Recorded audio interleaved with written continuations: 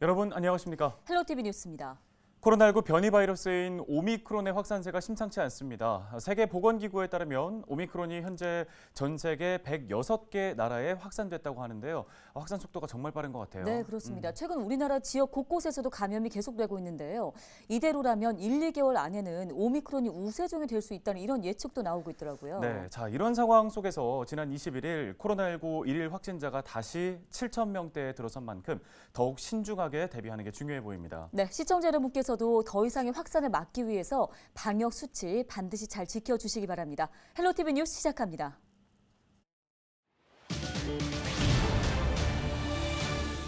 광양시가 근린공원 등을 금주구역으로 지정했습니다. 생활공원과 어린이 놀이시설 등에서 술을 마실 경우 과태료를 내야 합니다.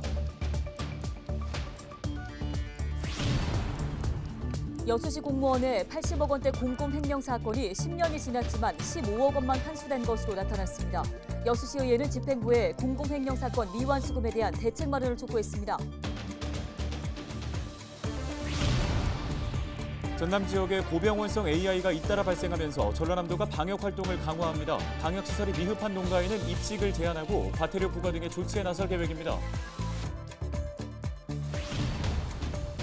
목포 호남은행이 대중음악의 전당으로 새롭게 바뀝니다. 가수 이난영과 김시스터즈 등 근현대기 대중음악과 관련된 이야기를 갖고 전시와 체험 공간을 마련할 방침입니다.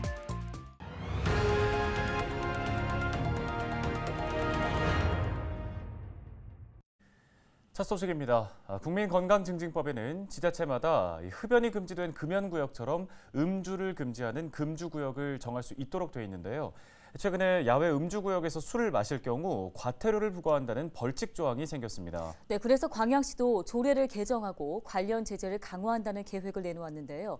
어떤 장소에서 술을 마실 수 없는지 자세한 소식을 김신혜 기자가 정리했습니다.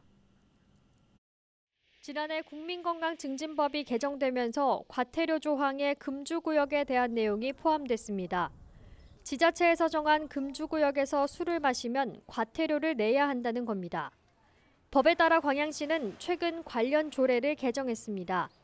과도한 음주로 인한 폐해를 막고 건전한 음주 문화를 만들기 위해서입니다.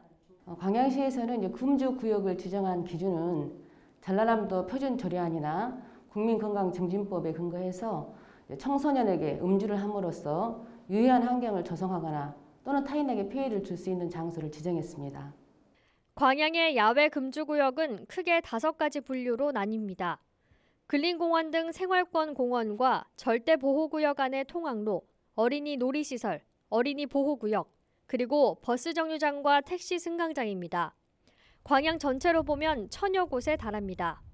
조례 개정에 따라 앞으로 광양 금주구역에서 술을 마실 경우 과태료를 내야 합니다. 단속은 이제 별도의 금주 단속 지도원을 우리가 활용을 하거나 직원들의 상시 모니터링을 통해서 적발시 이제 5만 원의 과태료를 부과할 예정입니다. 다만 시민들에게 알려질 수 있도록 계도 기간 1년을 두기로 했습니다. 광양시는 이런 금주구역마다 안내 표지판을 설치하고 각종 홍보를 거친 뒤 내년 11월부터 과태료를 부과할 방침입니다. 헬로티비 뉴스 김신혜입니다.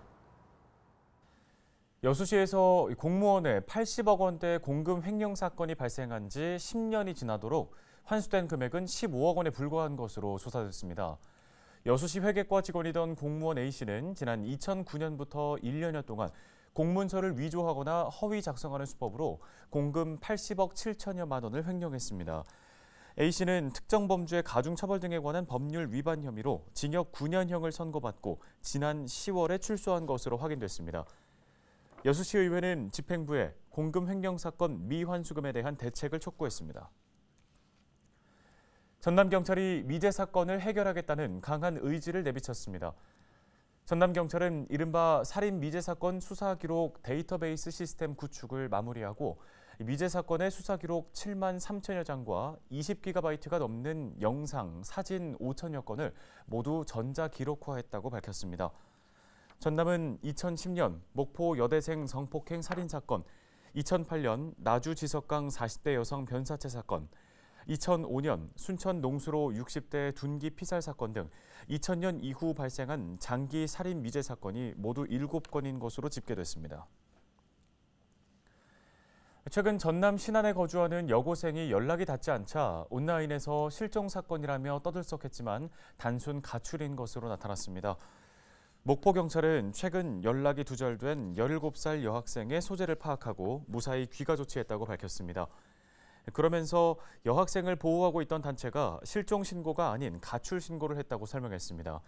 앞서 온라인에서는 신안 여고생 실종 사건 발생이라는 제목으로 여학생의 이름과 나이 등 개인정보가 그대로 노출된 채 유포됐고 단순 실종이 아닌 강력 사건의 무게를 실으며 무분별한 추측성 글이 게시된 바 있습니다.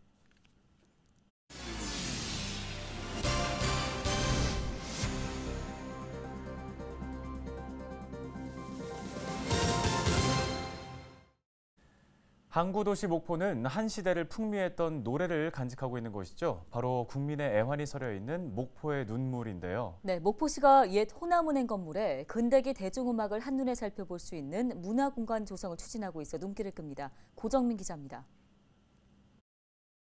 목포 원도심에 있는 옛 호남은행 목포지점입니다.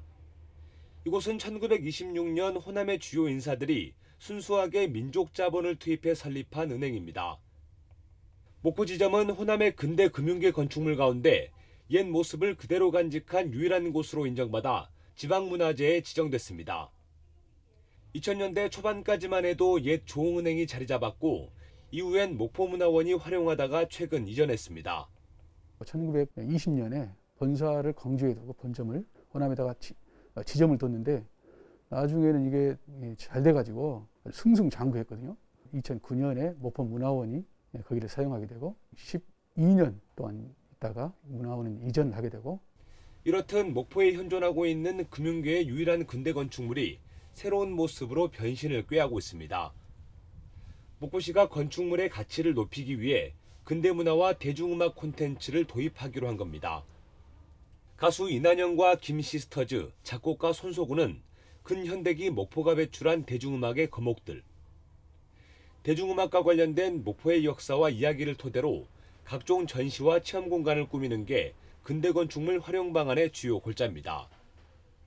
목포시는 건물의 명칭을 가칭 목포 대중음악의 전당으로 정하고 전시유물 구입을 추진하고 있습니다. 문학, 예술, 미술 이런 분야 중에서 음악에 관련된 특히 이난영 선생님의 트롯의 시작점을 보여줄 수 있는 공간이 부족해서 대중음악의 전당을 착수하게 된 계기가 된 것 같습니다. 그 당시에 LP판이나 예술가들이 입었던 옷, 의상들 이런 부분들을 저희들이 집중 매입할 예정이 있습니다. 시대의 슬픔을 노래한 국민가요 이난영 선생의 목포의 눈물을 비롯해 근대기의 대중음악과 문화예술의 꽃을 피운 목포. 유구한 역사를 자랑하는 옛 은행 건물이 새로운 옷으로 갈아입고 내년 4월쯤 첫 선을 보일 예정입니다. 헬로티비 뉴스 고정민입니다.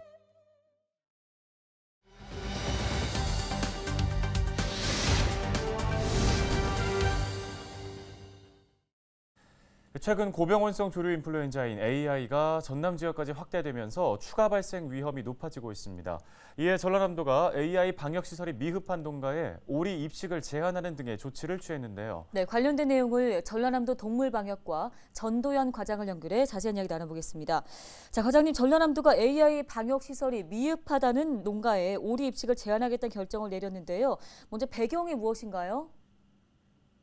저희가 고병원성 조류 인플루엔자가 발생하게 되면 보통 많은 농가가 피해를 보게 됩니다. 왜냐하면 10kg까지 방역 제한을 하기 때문에 그래서 이렇게 방역을 잘 지킨 농가를 보호하면서 안정적으로 오리 산업을 이끌어가기 위해서 이런 좀 강한 조치를 하게 된 것입니다.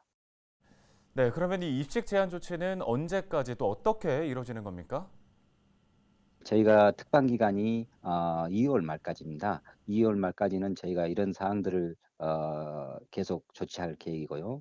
예, 점검 같은 경우에는 이렇게 저희가 점검 항목이 한 100여 가지가 되는데 일일이 도청 직원이 나가서 특히 오리 사육이 많은 나주, 영암, 장흥 많은 도에서 나가서 점검을 하고요. 그 외에 시군은 시군 우리 방역관이 나가서 점검하도록 되어 있습니다. 그래서 점검 사항에서 이렇게 좀 미흡한 사항이 될 시에는 개선될 때까지 이런 입식을 제안하는 그런 생각입니다. 예, 또 이와 관련해서 앞으로 또 추가적인 계획이 있을까요? 일단은 저희가 이런 발생 스키 농가에 대해서는 앞으로 이런 위반 방역 시설이 철저히 돼 있는가 세밀히 살펴보고 위반 시에는 과태료도 부과하고 또 살처분 보상금을 저희가 위반 사항이 많을 때는 전액까지도 감액을 하고 이에도 반드시 추가적으로 입식이 안 되도록 할 계획입니다. 농가에서는 반드시 출입하는 차량에 대해서 입구에서 반드시 2단계 소독을 해주시고 또 축사에 들어갈 때는 반드시 저녁 방역복하고 장화 가라신기 등 이런 기본 방역 수칙을 빈틈없이 지켜주신다면 추가 발생은 반드시 막을 수 있다고 그렇게 생각이 됩니다. 네, 오늘 관련 소식은 여기까지 듣도록 하겠습니다. 전라남도 동물방역과 전도현 과장이었습니다.